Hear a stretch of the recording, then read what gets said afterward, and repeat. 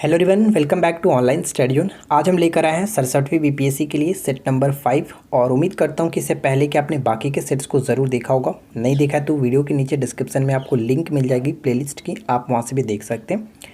और इसमें फ्रेंड्स आपको बिल्कुल एग्जाम्स ओरिएंटेड क्वेश्चंस अरेंज किए गए, जो कि बिल्कुल ऑप्शन ई के साथ अरेंज किया गया ताकि आपको भी लगे कि हाँ, एग्ज़ाम्स वाली फीलिंग आपको आ रही है।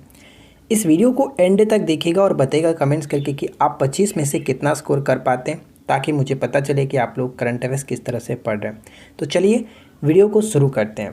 देखिए, फर्स्ट क्वेश्चन ये कह रहा है कि निम्नलिखित में से किस राज्य में मानसून के आगमन पर 3 दिवसीय त्यौहार रज महोत्सव मनाया गया। तो बताइए कि रज महोत्सव किस राज्य में मनाया गया मानसून के आगमन पर। तो यहाँ पे करेक्ट आंसर आपने अगर ऑप्शन बी को टिक किया है तो बिल्कुल सही आंसर है। उड़ीसा में मनाया गया 3 दिवसीय उत्सव त्यौहार रज महोत्सव। ध्यान रखिएगा, रज महोत्सव, ठीक है, याद रखना है। अगला क्वेश्चन क्या कह रहा है कि हाल ही में चर्चा में रहा किस राज्य के थटेकड़ पक्षी अभयारण्य के पास स्किटरिंग मेढक की एक नई प्रजाति खोजी गई है। स्किटरिंग मेढक की एक नई प्रजाति खोजी गई है। तो यहाँ पे आपको एक चीज़ ध्यान रखना है, पूछा जा सकता है कि हाल ही में चर्चा में रहा थटेकड़ जो पक्षी अभयारण्य किस राज्य में। तो करेक्ट आंसर हो जाएगा ऑप्शन डी, केरल। ध्यान रखिएगा, इस प्रश्न का राइट आंसर है केरल, ठीक है। केरल में ही कह सकते हैं थटेकड़ पक्षी अभयारण्य के पास स्किटरिंग मेढक की एक नई प्रजाति खोजी गई है।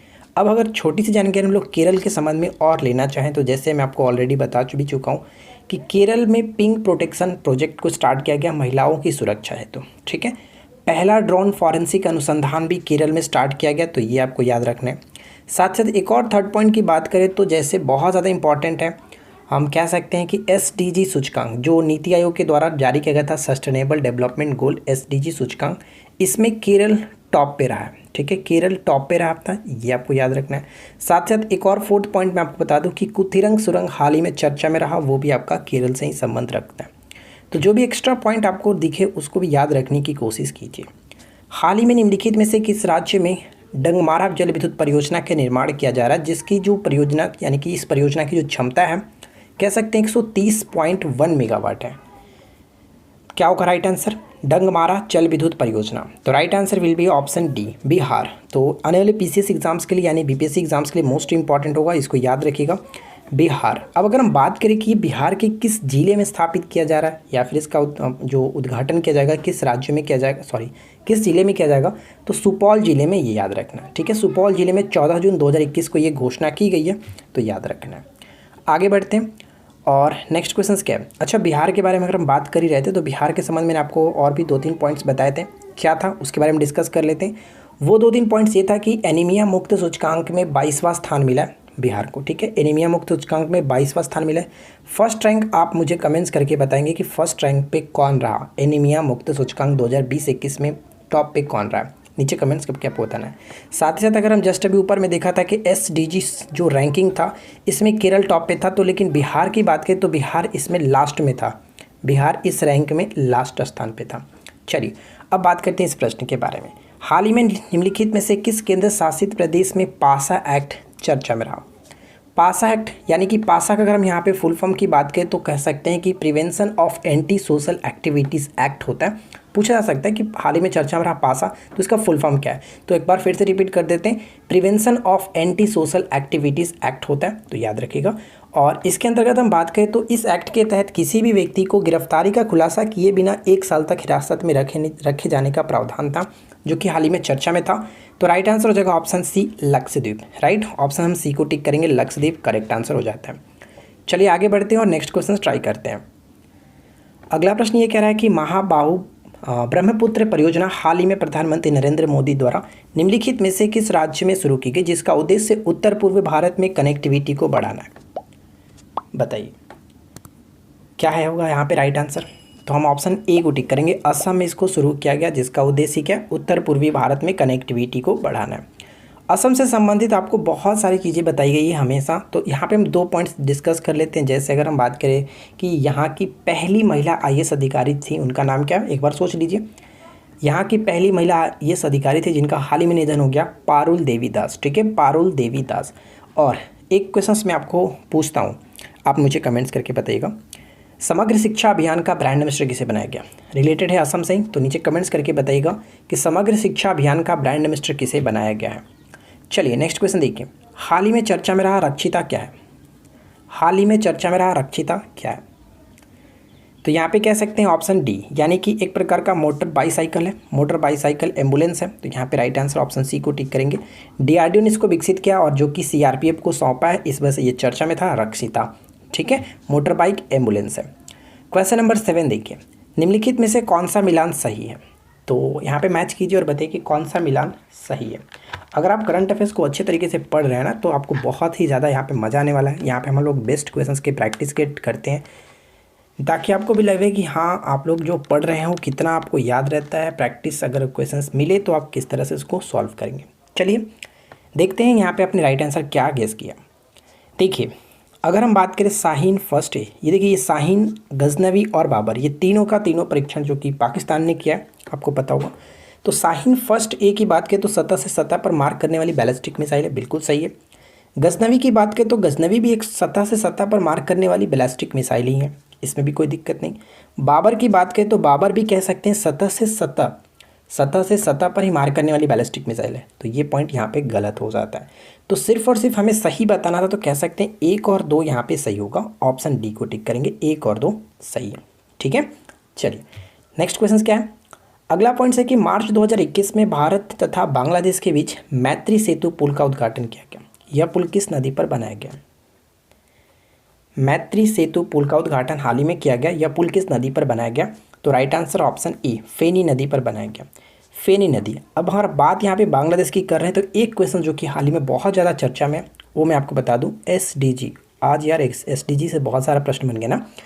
एसडीजी प्रोग्रेस पुरस्कार, ठीक है, एसडीजी प्रोग्रेस पुरस्कार की बात करें हम लोग, तो ये पुरस्कार दिया गया यहाँ की जो प्रधानमंत्री थी, बांग्लादेश की प्रधानमंत्री शेख हसीना को ये पुरस्कार दिया गया बांग्लादेश की स्थिर प्रगति के लिए। तो ये आपको याद रखना है, ये भी चर्चा में है।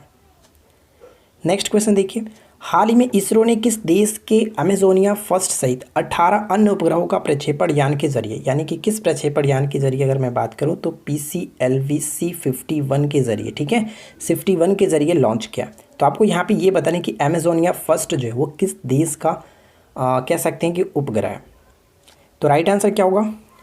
Right answer will be option E, क्योंकि ये ब्राज़ील का है। नाम से ही क्लियर हो जा रहा है अमेजोनिया, ठीक है, अमेजोनिया यानी कि ब्राज़ील का एक उपग्रह है, ध्यान रखिएगा।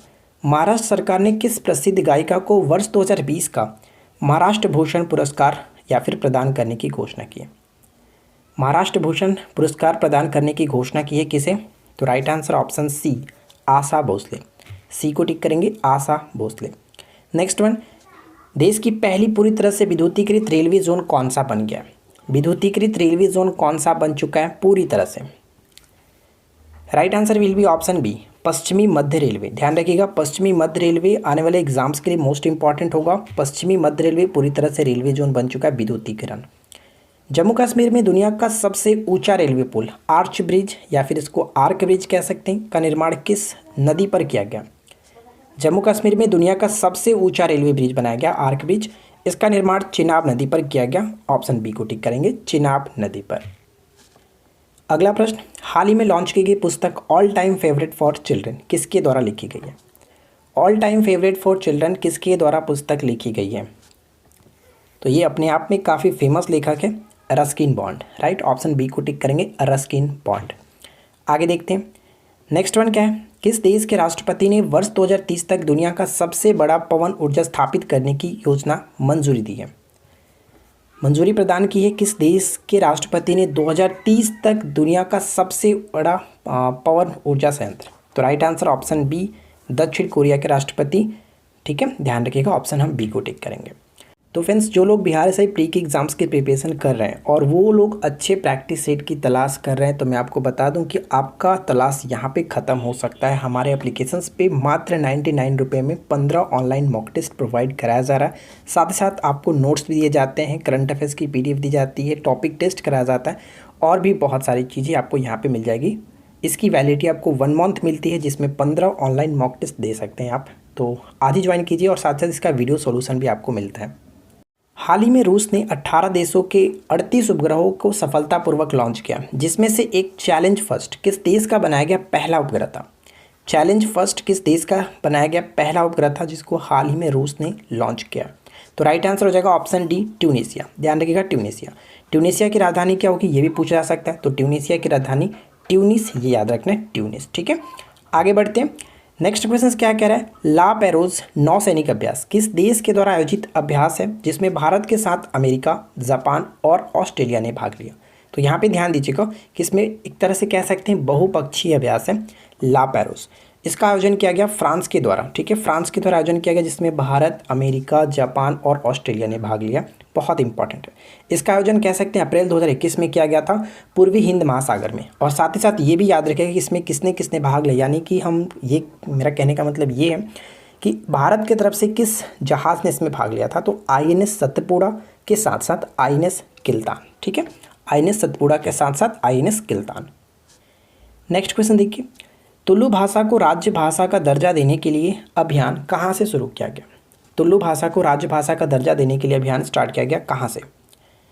तो right answer will be option E, यानी एक या एक से अधिक, क्योंकि केरल और कर्नाटक दोनों को यहाँ पे राइट आंसर, तो हम ऑप्शन ई को टिक करेंगे, केरल और कर्नाटक। अगला क्वेश्चन क्या है, संयुक्त राष्ट्र विश्व महासागर दिवस 2021 का विषय क्या है। संयुक्त राष्ट्र विश्व महासागर दिवस 2021 का विषय क्या है। तो ऑप्शन ए करेक्ट होगा, द ओशियन लाइफ एंड लिवलीहुड्स। ठीक है, लाइफ एंड लिवलीहुड्स, ऑप्शन ए बिल्कुल सही आंसर है। हेमिस उत्सव हाल ही में बताइए कहाँ मनाया गया, हेमिस उत्सव।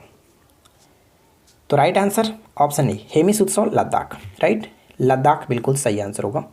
अगला पॉइंट्स कि भारत ने हाल ही में पाइथन 5 मिसाइल का सफल परीक्षण किया है। इसके संदर्भ में कौन सा कथन सही है। पाइथन 5 मिसाइल के संदर्भ में आपको बात करना है। तो पाइथन 5 कह सकते हैं एक प्रकार का एयर टू एयर मिसाइल है। Right, air to air missile है, इसको याद रखिएगा, एयर टू एयर मिसाइल है। चलिए अगला क्वेश्चन, नेक्स्ट क्वेश्चन ये कह रहा है, किस देश ने ग्राहकों को उचित मूल्य पर स्वास्थ्य सुविधाओं से लैस औरा क्रेडिट कार्ड लॉन्च किया। औरा क्रेडिट कार्ड लॉन्च किया किस बैंक ने अपने ग्राहकों को उचित मूल्य पर स्वास्थ्य सुविधाओं से लैस औरा कार्ड। तो ये एक्सिस बैंक ने लॉन्च किया, ऑप्शन ए एक्सिस बैंक। देखिए फ्रेंड्स, अब तक अगर आप इस वीडियो को देख रहे हैं तो मुझे यकीन है कि आप लोगों को वीडियो डेफिनेटली पसंद आएगी। वीडियो अगर अच्छी लग रही है तो वीडियो को लाइक कर दीजिए, दोस्तों के साथ शेयर कर दीजिए, साथ ही साथ चैनल को सब्सक्राइब करके नोटिफिकेशन बिल को ऑन रखिए ताकि इसी तरह की आपको रोज़ाना कंटेंट मिलती रहे। अगला पॉइंट है कि इनमें से किस देश ने हाल ही में इकोसाइड को अपराध बनाने वाले बिल को मंजूरी दी है। इसके तहत पर्यावरण को नुकसान पहुँचाने वाले को सजा का प्रावधान है। बताइए, इकोसाइड को अपराध बनाने वाले बिल को मंजूरी दे दी गई है जिसके तहत पर्यावरण को अगर कोई नुकसान पहुंचाता है तो उसको सजा का हकदार होगा। तो ये जो बिल पास किया गया फ्रांस के द्वारा किया गया, तो हम यहाँ पे ऑप्शन डी को टिक करेंगे, ध्यान रखिएगा, इकोसाइड। नेक्स्ट वन कि हाल ही में किस देश की सरकार ने लिनेट होम नामक कृत्रिम द्वीप के निर्माण की मंजूरी दी है।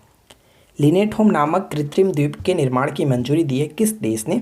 तो right answer option A Denmark. Denmark की राजधानी क्या होता है, कोपेनहेगन, ये याद रखिएगा, अक्सर पूछा जाता है। एक चीज़ मैं आपको बता दूं कि जो आप ये लिटेन होम देख रहे हैं इसका विस्तार क्या है, इसका क्षेत्रफल क्या होगा। तो 2.6 किलोमीटर स्क्वायर। ठीक है, 2.6 किलोमीटर स्क्वायर इसका जो कि एरिया है, और ऐसा माना जा रहा है कि लगभग इसमें 35,000 लोगों के आवास उपलब्ध होंगे।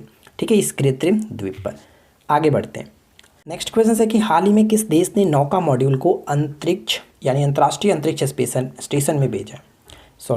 ISS जिसको हम लोग इंटरनेशनल स्पेस स्टेशन कहते हैं, वहाँ पे भेजा है। उसका नाम क्या है, नौका मॉड्यूल। तो ये भेजा गया रूस के द्वारा, रूस के कॉस्मोस ने भेजा है। तो ऑप्शन सी यहाँ पे करेक्ट होगा। आखिरी प्रश्न है, अंत भला तो सब भला, लास्ट में कमेंट करके बताइए कितना आपने सही किया। चाइना रूम पुस्तक चर्चा में है, इस पुस्तक के लेखक कौन है। चाइना रूम, तो यहाँ पे कह सकते हैं China room, right answer option C Sanjeev Sahota कह सकते हैं, संजीव सहोता। ध्यान दीजिएगा, ये चर्चा में क्यों था, ये पुस्तक चर्चा में इसलिए था क्योंकि हम कह सकते हैं कि हाल ही में इस पुस्तक को बुकर प्राइज़ की जो भी कह सकते हैं जितने भी दावेदार हैं उसमें शामिल किया गया था इस पुस्तक को, चाइना रूम को। और ये जो आप संजीव साहोता को देख रहे हैं, यानी कि ये जो है ये ब्रिटिश उपन्यासकार है, ये याद रखिएगा, ब्रिटिश उपन्यासकार है। तो यहाँ पे हम लोगों ने 25 MCQ को कवर किया, और मुझे उम्मीद है फ्रेंड्स कि आप लोगों को डेफिनेटली पसंद आया होगा वीडियो अच्छी लगी हो तो वीडियो को लाइक कीजिए, दोस्तों के साथ शेयर कीजिए। चलिए हम मिलते हैं नेक्स्ट क्लास में। Thanks for watching.